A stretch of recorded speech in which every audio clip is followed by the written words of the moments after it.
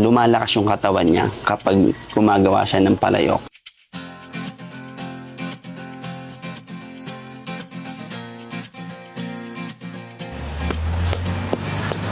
Hello po, ako po si Lan. Apo po ng nanay Crescencia. Bali, nakagisnan ko na po na ang nanay po gumagawa na siya ng palayok. Sa kwento po ng nanay, bali turning 13 po ata siya nung una siyang natutong magpalayok. Yung pagpapalayok naman po natutunan niya sa kanyang magulang. Doon po sa pagpapalayok, doon niya po kinuha lahat ng mga pangangailangan, gastusin, nagawang pag-aralin yung kanyang mga anak.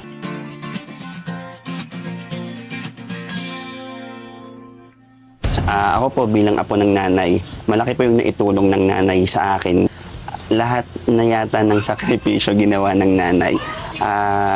Though hindi siya ipinanganak na mayaman, pero yung kagustuhan niya na lahat ng mga apo niya at anak niya mabigyan kung ano yung meron siya. Masaya siya sa ginagawa niya. Nakikita namin yung fashion, yung kagustuhan niya talaga dun sa paggawa ng palayok.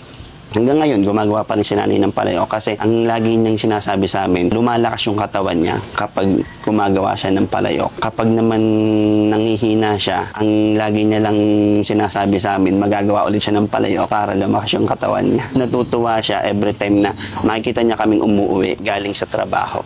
Doon pa lang, sapat na yung love. Bilang apo po ni nanay, sobrang proud po ako kasi sa edad niya pong to, kumbaga, unti-unti siyang nakikilala. Kahit nga po sa ibang bansa nakarating na rin eh. Kaya sobrang proud po kami. Ako, kaming mga apo niya at mga anak niya din, proud po sa kanya. Super.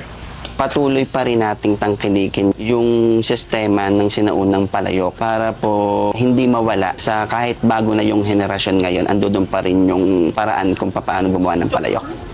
Nanay, thank you po kasi sa inyo po nagsimula yung lahat. Wala kami ngayon kung wala po kayo. Kaya nanay, salamat po dahil bilang apo nyo po, proud kami at isa po kayo sa inspirasyon ko. Kaya ako nagpapatuloy din sa buhay po.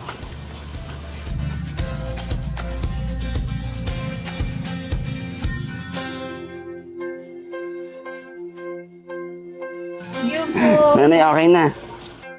Yayakag na tayo ng karagatan.